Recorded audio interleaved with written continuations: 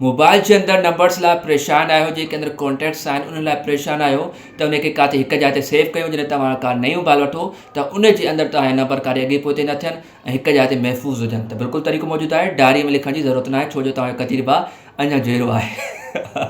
सो भाइरो अगरि तव्हां पहिरीं दफ़ो असांजे अकाउंट ते आयो हिन वीडियो खे लाइक करें अकाउंट खे फॉलो करे छॾींदा जीअं तव्हांखे अहिड़ा मालूमात वीडियो ॾिसी सघो तरीक़ो सफ़ा आसान आहे मोबाइल जी पूरी स्क्रीन ॾिसो सो पहिरियां त बाबा जेके बि तव्हांजे मोबाइल जे अंदरि नंबर्स मौजूदु आहिनि जेके बि टोटल नंबर अथनि उनखे काथे महफ़ूज़ जाइ ते रखो जीअं सुभाणे तव्हां नओं मोबाइल वठो या मटायो सो तव्हांजे नए मोबाइल जे अंदरि उहे नंबर्स अची वञनि उन खां पोइ जेके तव्हां हिन सेटिंग थियण खां पोइ जेके ॿिया नंबर्स एड कंदा उनखे कीअं महफ़ूज़ बणायूं उहो बि तव्हांखे तरीक़ो शेयर कंदासीं पहिरियों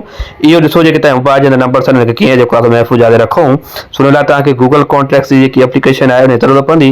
नवं मोबाइल जे अंदरि तव्हांजो जेको आहे अची थी वञे ऑटोमेटिकली इंस्टॉल आहे अगरि तव्हां पुराणो मॉडल इस्तेमालु कयो था तव्हांखे प्ले स्टोर ते वञी करे सिर्फ़ु गूगल प्ले स्टोर सर्च कंदा गूगल प्ले स्टोर ते वञी करे गूगल कॉन्टेक्ट्स लिखंदा तव्हांखे इहा एप्लीकेशन उतां मिली वेंदी इनखे इंस्टॉल करण खां पोइ ओपन कयो कंहिं बि हिकु नंबर ते जेको आहे थोरी देरि ताईं दॿायो मतिलबु लॉन्ग प्रेस कयो कुंड ते तव्हांखे टे टुका ॾेखारिबा जे सिलेक्ट ऑल करे शेयर जो तव्हांखे आइकन ॾेखारिबो इन ते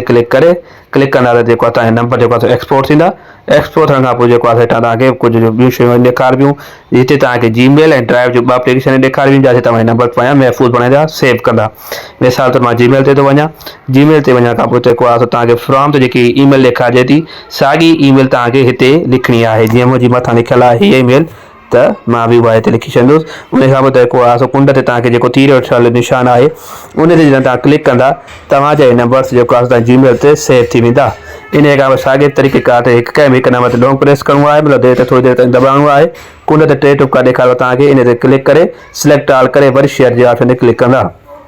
हिते तव्हांजा वरी जेको आहे नंबर एक्सपोर्ट थियण शुरू थी वेंदा इन खां पोइ जेके बि तव्हांजा नंबर्स आहिनि इनखे तव्हांखे ड्राइव ते सेव करिणो आहे ठीकु आहे ड्राइव ते जॾहिं तव्हां क्लिक कंदा इन खां पोइ तव्हांखे कुंड ते वरी सेव जो ऑप्शन ॾेखारिबो इन ते जॾहिं तव्हां क्लिक कंदा तव्हांजा सभु जो सभु नंबर ड्राइव ते सेव थी वेंदा सो हे ॾिसो मथां ईमेल बि अची वई आहे हिते जेको आहे तव्हांखे नंबर्स मौसूल थी वेंदा जेके तव्हां पंहिंजे जीमेल ते शेयर कया आहिनि जीअं तव्हां नओं मोबाइल वठंदा सो उन लाइ तव्हांखे जेको आहे जीमेल ते वञिणो पवंदो न पंहिंजे नए मोबाइल जे अंदरि जीमेल ते क्लिक कंदा इन खां पोइ तव्हांखे जेको आहे कुंड ते टे लाइनियूं ॾेखारिबियूं हिते तव्हांखे ऑल इनबॉक्स वारो ऑप्शन ॾेखारिबो इन ते क्लिक करे तव्हांखे जेको आहे हे जेको जिते नो सब्जेक्ट में लिखियलु हुजे नी ऐं वी कार्ड्स जिते लिखियलु हुजे वी कार्ड्स मतिलबु तव्हांजा नंबर्स आहिनि उन ते क्लिक करे तव्हांखे जेको